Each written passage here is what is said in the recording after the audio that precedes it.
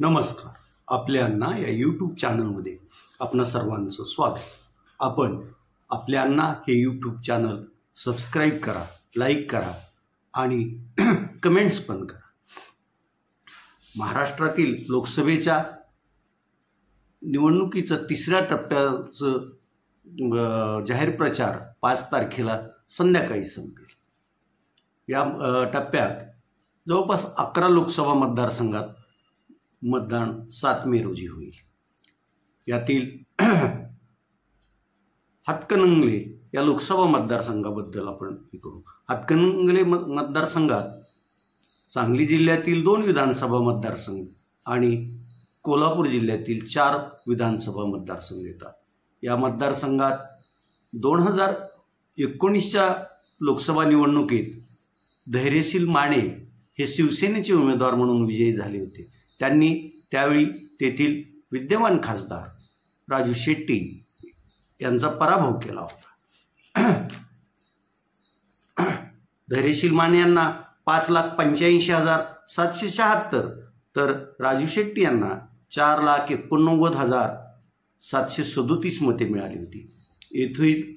येथून वंचित बहुजन आघाडीकडून असलम सय्यद यांनी निवडणूक लढवली होती आणि त्यांनीही जवळपास 1,23,000च्या वर मतदान घेतलं होतं. यावेळी या मतदारसंघात परत महायुतीकडून शिवसेना एकनाथ शिंदे पक्षाचे विद्यमान खासदार धैर्यशील माने, स्वाभिमानी संघटनेचे सर्वेसर्वा राजू शेट्टी आणि शिवसेना उद्धव बाळासाहेब ठाकरे पक्षाचे माजी आमदार सुरुडकर पाटील अशी तिरंगी लढत होईल. या मतदारसंघातून राजू शेट्टी यांनी महाविकास आघाडीकडे आपल्याला इथे पाठिंबा द्यावा म्हणून प्रयत्न केले होते, परंतु तसं काही ते झालं नाही. त्यामुळं इथं तिरंगी लढत होत आहे. या तिरंगी लढतीचा फायदा कोणाला होईल हे आज तरी सांगता येत नाही. राजू शेट्टी यांच्या स्वाभिमानी संघटनेचं त्यांचं तेथील काम, त्यांनी त्या संघटनेची केलेली तेथील बांधणी यामुळं ते त्यांची किमान जी हक्काची मतं आहेत ते घेतीलच, पण इतर मतात कशी फाटाफूट होईल यावरच त्यांचा जय किंवा पराजय हा होईल. या मतदारसंघातून आणखी एक शेतकरी संघटनेचे काम करणारे नेते रघुनाथदादा पाटील हेही उमेदवार आहेत. त्यामुळं तसं पाहिलं तर ही लढत चौरंगी होईल असं एकंदरीत चित्र आहे. आणि या चौरंगी लढतीत कोण बाजी मारणार याकडं सर्वांचं लक्ष राहिलेलं आहे. या मतदारसंघात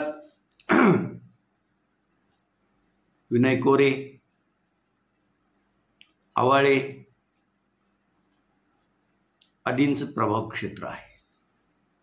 त्याचबरोबर शिवसेनेला मानणाराही मोठा वर्ग इथे आहे. यातच माने कुटुंबातील धैर्यशील यांचे आजोबा बाळासाहेब माने, त्यांच्या आई आणि स्वतः धैर्यशील माने यांनी येथून खासदारकीच्या निवडणुकीत विजय मिळवलेला आहे. धैर्यशील माने यांचे आजोबा बाळासाहेब माने यांना मानणाराही एक वर्ग इथं आहेच. त्यामुळं या मतदारसंघात अशी गुंतागुंत असल्यामुळे छातीठोकपणे एकही उमेदवार मीच निवडून येणार असं सांगायला धजत नाही.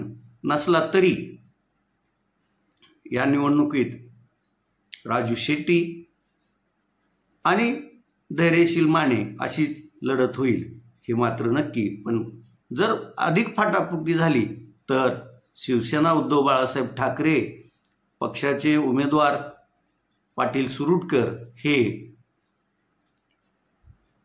उद्धव बाळासाहेब ठाकरे यांच्या व शरदचंद्र पवार यांच्याबद्दल असलेली मतदारातली सहानुभूती त्यांना विजयासमीप पोहोचवेल हेही तेवढंच खरं.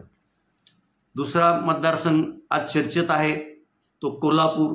येथून शाहू महाराजांच्या गादीचे वंशज छत्रपती शाहू महाराज हे काँग्रेस पक्षाकडून येथे उमेदवार म्हणून निवडणूक रिंगणात उतरलेले आहे.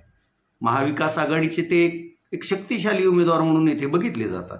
त्यांच्या विरोधात महायुतीने येथील विद्यमान खासदार शिवसेना एकनाथ शिंदे पक्षाचे धैर्यशील संजय मंडलिक यांना उमेदवारी दिलेली आहे। संजय मंडलिक यांनी आपल्या प्रचारसभातून शाहूंच्या गादीचे हे दत्तक वारसदार आहेत असा एक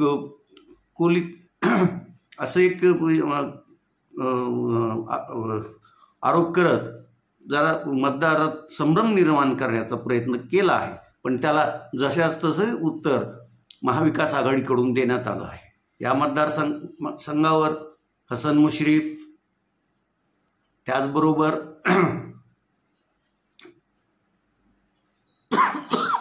घाडगे या घराण्यांचं वर्चस्व असलं तरी शाहूच्या गादीला मानणारा मतदार हा छत्रपती शाहू महाराज यांच्याच पारड्यात मतदान करेल असं एकंदरीत चित्र आहे।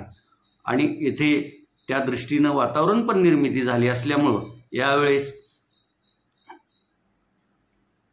विद्यमान खासदार संजय मंडलिक यांची डाळ शिजणार नाही असंच दिसतंय। बघूया आता 7 मेला मतदार काय करतायत ते।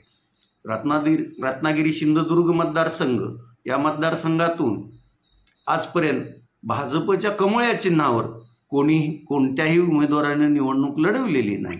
मात्र यावेळी केंद्रातील मंत्री नारायण राणे हे भाजपचे उमेदवार म्हणून महायुतीकडून या मतदारसंघात निवडणूक लढवत आहेत आणि त्यांचा सामना त्यांचे कट्टर विरोधक या मतदारसंघाचे विद्यमान खासदार विनायक राऊत यांच्याशी होणार आहे।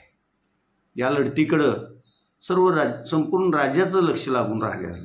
वाचाळवीर, दादागिरी यामुळं या माध्यमातून आपलं नाव निर्माण करणारे राणे कुटुंब विरुद्ध मवाळ, पण शिवसेनेचा बाणा ताट मानेने इथं मिरवणारे विनायक राऊत हेही तसे त्यांना तोडीस तोड लढत देतील ही खरंच। आणि कदाचित या मतदारसंघातून परत एकदा राणे कुटुंबाला येथील मतदार नाकारेल असं चित्र आहे आणि त्यामुळं विनायक राऊत इथून 3ऱ्या वेळी लोकसभेत पोहोचतील असं दिसतं। या मतदारसंघात 2019 साली विनायक राऊत हे शिवसेनेकडून लढले होते, तर निलेश राणे यांचे पुत्र निलेश राणे हे त्यांच्या स्वतःचा जो पक्ष होता स्वाभिमान त्याकडून लढले होते। विनायक राऊत यांना त्यावेळी जवळपास 4,80,000च्या पुढं मतं मिळाली होती आणि निलेश राणेंना अवघी 2,79,000 मतं मिळाली होती। त्यामुळं या निवडणुकीत मतदार कोणाच्या पाठीशी खंबीरपणे उभा राहील आणि कोणाच्या पारड्यात मतं टाकील यावरच सगळं अवलंबून असलं तरी आजच्या परिस्थितीत राणेंनी कितीही जोर लावला तरीही विनायक राऊतच बाजी मारून जातील असं चित्र आहे। आज तुर्तास एवढंच। धन्यवाद।